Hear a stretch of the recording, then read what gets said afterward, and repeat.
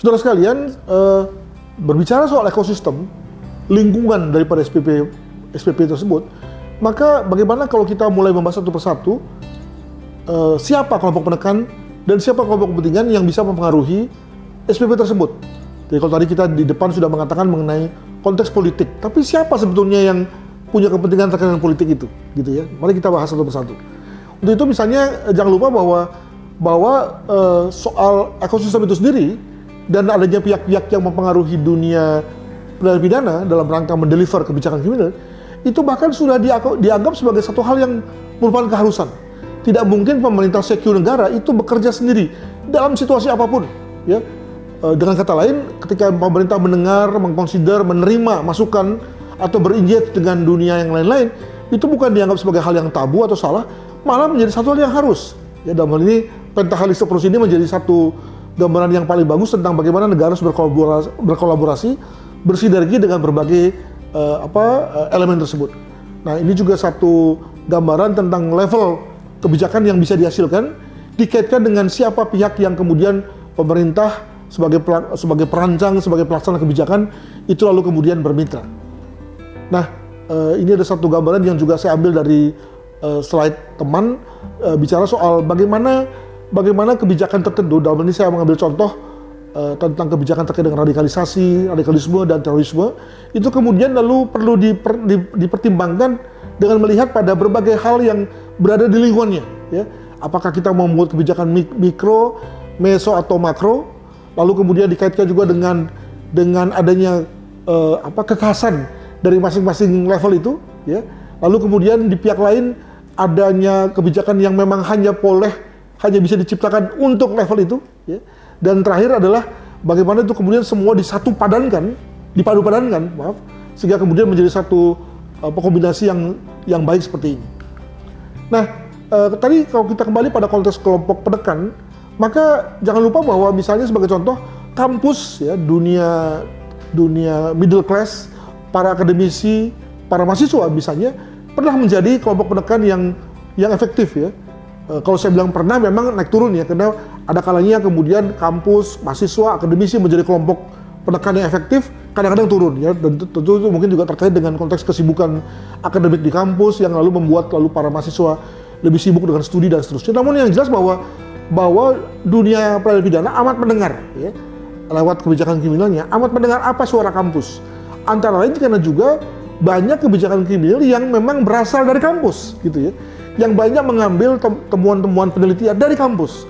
Untuk itu maka memang sinergi antara kampus dan praktisi di bidang kebijakan kriminal adalah hal yang amat baik dan dianjurkan. Lalu juga kita bicara mengenai pengusaha, ya. Jadi di sini kita ambil contoh misalnya Kadin, gitu ya. Pengusaha juga menjadi sesuatu yang, atau dunia usaha lah pada umumnya, adalah menjadi pihak yang perlu dipertimbangkan karena tadi mereka memiliki kapital dan juga mereka menjadi penyumbang pada pilar-pilar ekonomi negara, gitu ya.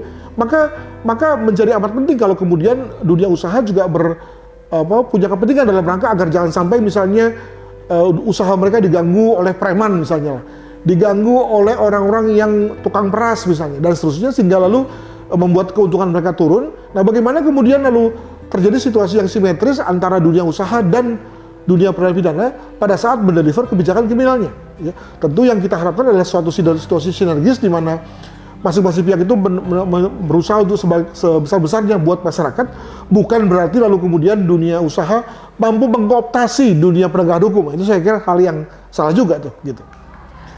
Juga jangan lupa mengenai media. Media juga seringkali dianggap sebagai pihak yang berpengaruh, ya. Ada suaranya lah kalau boleh dibilang begitu terkait dengan SPP. Ya, bagaimana media menempatkan diri sebagai penekan, sebagai pihak yang punya kepentingan, itu seringkali disadari sebagai hal yang tak terhindarkan. Lalu juga di pihak lain banyak pihak-pihak yang kita sebut sebagai pengadvokasi, ya.